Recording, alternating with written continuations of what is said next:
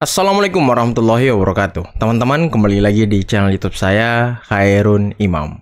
Gimana nih kabar kalian? Semoga kita semua selalu diberi kesehatan, kemudahan, dan juga limpahan rezeki dari Yang Maha Kuasa, teman-teman ya. Nah, di video kali ini kita akan melihat bagaimana Amin Rais dan juga Anies Baswedan sepertinya semakin halu, semakin tak terkontrol karena yang pertama Amin Rais sepertinya meminta Pak Prabowo untuk menggantikan Gibran dengan anaknya. Dan ini langsung direspon Pak Jokowi dengan memberikan instruksi kepada relawan Jokowi untuk merapatkan barisan, mendukung dan terus melindungi Pak Prabowo Subianto.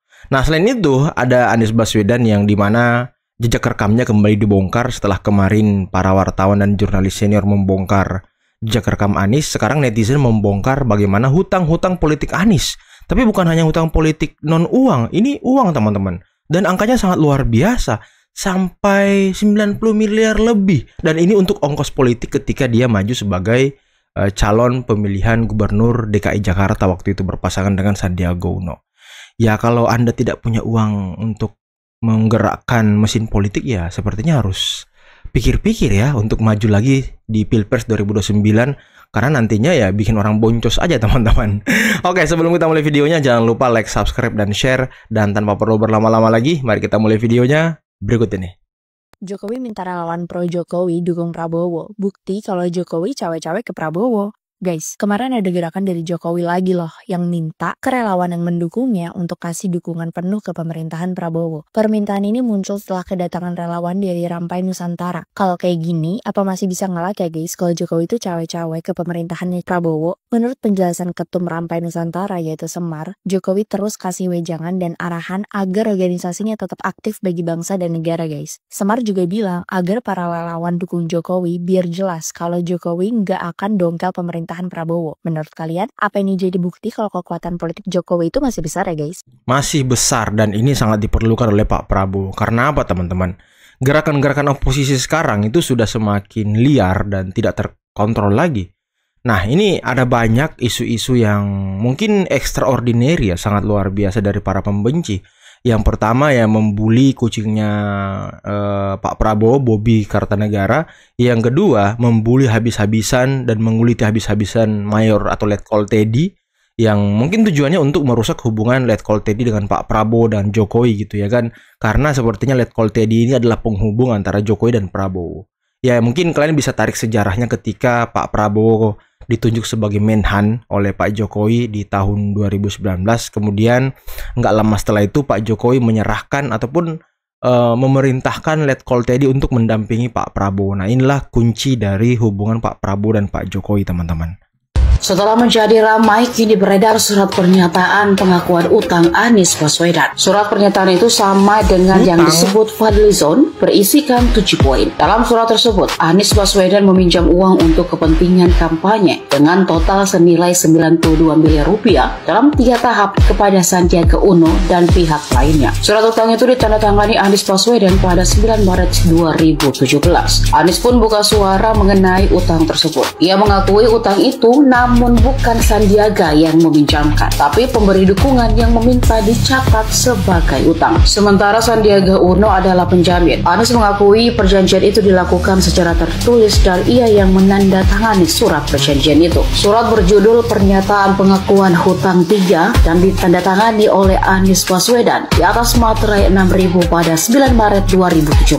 Poin pertama menyebutkan surat pernyataan ini adalah tambahan dari surat pernyataan pengakuan hutang 1 yang dibuat pada 2 Januari 2017 lalu sebesar 20 miliar rupiah dan surat pengakuan hutang 2 tertanggal 2 Februari sebesar 30 miliar rupiah. Kedua, Anies mengakui kembali meminjam uang sebesar 42 miliar dari Sandi tanpa jaminan dan tanpa bunga 9 Maret 2017. Dana ini digunakan untuk keperluan pemenuhan kewajiban 70% dari total biaya kampanye putaran kedua Pilkada DKI 2017. sebesar 60 miliar rupiah. Adapun dana ini akan diserahkan oleh Sandiaga langsung kepada tim kampanye. Poin ketiga, Anies mengakui bahwa total jumlah dana pinjaman 1, 2, dan 3 adalah sebesar 92 miliar rupiah. Keempat, Anies menyatakan mengetahui bahwa dana pinjaman 3 itu berasal dari pihak ketiga dan Sandi menjamin secara pribadi pengembalian dana kepada pihak ketiga. Poin kelima, Sandi mengetahui bahwa dana pinjaman 1, 2, dan 3 bukan untuk kepentingan pribadi Anies, melainkan untuk dana kampanye Pilkada DKI 2017. Sebab dana yang dijanjikan Erwin Aksa selaku pihak penjamin berdasarkan kesepakatannya dengan Partai Keadilan Sejahtera dan Partai Gerindra saat itu belum tersedia. Poin keenam, Anies berjanji dan bertanggung jawab akan mengembalikan dana pinjaman 3 tersebut jika dirinya dan Sandi tidak berhasil terpilih menjadi gubernur dan wakil gubernur pada Pilkada 2017 dengan berkoordinasi dengan pihak penjamin. Ketujuh, jika Anies dan Sandi terpilih menjadi gubernur dan wakil gubernur DKI Jakarta pada Pilkada 2017, maka Sandi berjanji untuk menghapuskan dana pinjaman 1, 2, dan 3 serta membebaskan Anies dari kewajiban mengembalikan dana pinjaman 2 itu. Adapun mekanisme penghapusan dana pinjaman 1, 2, dan 3 akan ditentukan kemudian melalui kesepakatan antara Anies dengan Sandi. Menanggapi surat pernyataan tersebut, Wakil Ketua Umum Nasdem Ahmad Ali menegaskan seharusnya masalah utang Anies sudah selesai karena Anies dan Sandiaga berhasil terpilih sebagai gubernur dan wakil gubernur DKI Jakarta. Waduh, sebenarnya gini teman-teman, ini agak sedikit bahaya gitu kalau ya pendanaan dari Anies ini dilakukan oleh pihak ketiga yang kita nggak tahu siapa teman-teman. Apakah dia oligarki? Apakah dia ini punya kepentingan politik juga di Indonesia, kepentingan bisnis dan lain sebagainya, kita kan nggak tahu. Nanti kalau dipinjamkan uang ketika Pilpres nanti 2029, ekor dia kepegang gitu ya kan. Ya kalau sekarang Pak Prabowo ya orang kaya teman-teman. Adiknya juga pun kaya. Jadi ya untuk menjalankan kampanye itu sepertinya nggak butuh dana banyak dari orang lain ya. Dari keluarga mereka sendiri aja udah luar biasa banyaknya gitu ya kan. Kalau Anies, waduh gimana ya? Atau Ganjar, gimana ya? Waduh, jangan sampai ekor mereka ini kepegang teman-teman sama pengusaha-pengusaha. Kita kembali kepada motivator kita yang terkemuka. Ya, jadi seperti biasa, aku akan tunjukkan data-data berupa video ya dari Bapak Amin Rais yang terhormat. Amin Rais minta Prabowo ganti Gibran dengan anaknya. Hah? Yang dikatakan tadi motivator lintas benua. Ya, ingat ya, setiap pernyataannya itu pernyataan yang mengandung akal sehat tapi sulit untuk dicerna. Sulit untuk dicerna ya kan. Jadi kalau misalnya ku tampilkan di sini, tolong kalian putar lagi kalau bisa 10 kali. Aku 15 kali ku putar pun juga agak susah untuk ku cerna. Karena semua mengandung kebencian. Aduh, yuk, langsung yuk. Saudaraku sebangsa tanah air, saya pernah membangun persahabatan yang tulus dengan Presiden Prabowo Subianto paling tidak selama 10 tahun antara 2014 sampai 2024. Sedang menjilat teman-teman ya. Bahkan saya pernah menjadi anggota tim penasihat pemenangan Capres-Cawapres Prabowo Hatta dan Capres-Cawapres Prabowo Sandiaga Uno. Tapi kalah. Puluhan kali saya pergi ke Hambalang di kediaman Prabowo dan lebih sering lagi pergi menghadiri rapat-rapat di Kartanegara. Nah, dari puluhan kali bertukar pikiran dengan Prabowo dan mengetahui keluasan wawasannya, saya bisa menyimpulkan memang dia layak memimpin bangsa Indonesia. Waduh, Pak Amin. Apakah ini salah satu bentuk untuk mengemis jabatan? Mengumbar-umbar hasil kerja mereka selama ini ketika 2014-2019. Aduh. Maka saya berkeliling ke berbagai kota untuk mengkampanyekan Capres Prabowo menjadi Presiden Indonesia. Berikut ini sebagian kecil yang saya lakukan, yang masih ada digital footprintnya. Di Denpasar misalnya, Denpasar Bali, pada Kamis 26 Juni tahun 2014, saya menyebut Prabowo adalah Soekarno Jilid 2. Iya, tujuannya buat Singkat apa kata, gitu sekarang lagi? Ini, saya harap setelah lebih dari 155 hari menjadi presiden, maka yang sekarang ini Pak Prabowo itu punya kewajiban menyejahterakan rakyat apalagi juga telah menjadi panglima tertinggi sebagai presiden. Karena memegang kekuasaan tertinggi itulah tidak ada hambatan Pak Prabowo itu untuk membuat evaluasi objektif. Mengapa sekarang ini kelihatannya trust atau kepercayaan dari berbagai elemen bangsa mulai agak susut atau merosot. Ya. Saya curiganya ya, ini dulu Pak Prabowo kalah di tahun 2014 dan 2019 itu karena Amin Rais, teman-teman. Karena didukung oleh Amin Rais, ya kan? Karena buruk Amin Rais. Soalnya kita lihat Presiden Prabowo hampir setiap hari bicara tentang apa saja, sehingga sebagai manusia yang tidak sempurna bisa-bisa keselio lidah ya, dan bisa memunculkan problem baru. Nah kemudian jangan lagi menggunakan kata-kata atau frasa yang terdengar kasar dan tak layak diucapkan oleh seorang presiden. Seperti maaf ya Anda semua itu ya.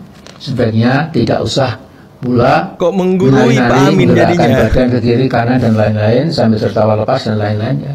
Karena mungkin rakyat kecil melihat hal itu menjadi agak marah. Memang ini ada masalah yang sulit ya. Jangan sampai Pak Jokowi atau Pak Mulyono itu masih ngupit, masih melilit, masih mendekat saja, jangan ya. Jadi sudah lepaskan saja ya. Lepaskan saja katanya ya kan. Atau gak usah sama saya bertemu.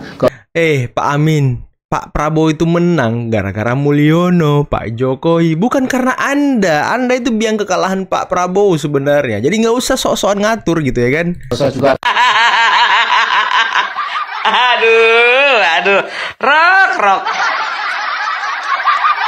Ya, jadi ini adalah manusia ya yang bisa dikatakan yang selalu melawan arah mata angin, arah mata angin gitu loh ya. Jadi kalau misalnya matahari terbit dari timur, dia paksakan terbitnya itu dari sebelah barat.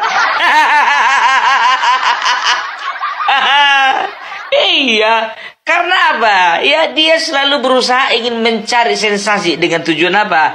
Ingin menjadi lain daripada yang lain. Iya. Makanya lagunya Ernest itu lebih cocok sama kau, Rocky.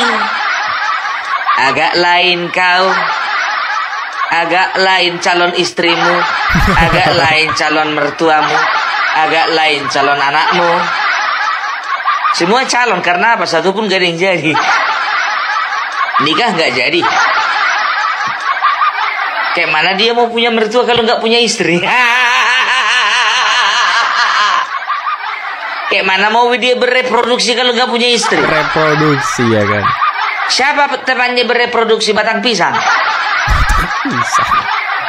Ya, tapi ya itulah dia. Ya mungkin ya seseorang itu ya ada seseorang itu bisa saja menjumpai titik-titik di mana dia bisa insaf.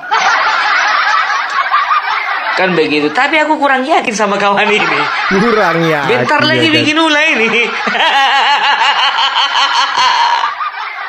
Yakin aku, perkataannya itu, ucapannya itu lip service itu. Tahu enggak kalian ya? Dia juga mengucapkan minal aidin wal faizin kepada kabinet merah putih.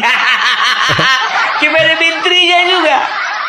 Aduh teman-teman, itulah tadi beberapa video yang bisa kita simak, yang bisa kita saksikan pada kesempatan kali ini. Dan menarik ya, bagaimana hutang-hutang Anies ternyata banyak ketika pilkada DKI ya. Hutang sama orang dan segala macam. Ya ini bahaya kalau dia maju Pilpres 2029 gitu ya kan. Dihutangin orang, ntar dia dipegang pengusaha-pengusaha oligarki, nggak bisa ngapa-ngapain ya kan. Karena ya bahaya teman-teman, banyak sekali bahayanya. Dan tadi Amin Rais mengatakan ya, Pak Prabowo jangan dekat-dekat Jokowi lagi dan segala macam. Hei, duo sengkuni. Pak Prabowo itu menang karena Pak Jokowi, udahlah. Karena bantuan Pak Jokowi. Setidaknya berapa persen suara Pak Jokowi itu ke Pak Prabowo. Ada kontribusi Pak Jokowi di sana. Kalau Anda apa? Mendukung Prabowo 2 kali, 2014, 2019 kalah. Jadi Anda itu nggak berhak ngatur-ngatur gitu. Dan kalau Pak Jokowi memerintahkan projo-projo ini untuk mendukung Pak Prabowo ya wajar. Itu juga buat kekuatan 2029. Wajar, mereka punya kontribusi besar gitu ya kan. Membantu Pak Prabowo memenangkan Pilpres. Amin Rais apa? Nggak ada teman-teman. Hanya merusak suasana panggung gitu ya kan. Hanya ngemis-ngemis jabatan, mengidolakan anaknya sampai mau mengganti Gibran dengan anaknya. Ini apa-apaan ini ya kan. Aduh udahlah Pak Amin, urus aja partai umat Anda itu ya kan. Partai umat yang nggak apa ya, yang nggak baik-baik aja juga gitu ya kan. Aduh, kasihan banget. Yaudah teman-teman, mungkin cukup sekian dulu video kali ini. Jangan lupa like, subscribe, dan share videonya. Akhir kata, billahi taufiq wal hidayah. Wassalamualaikum warahmatullahi wabarakatuh.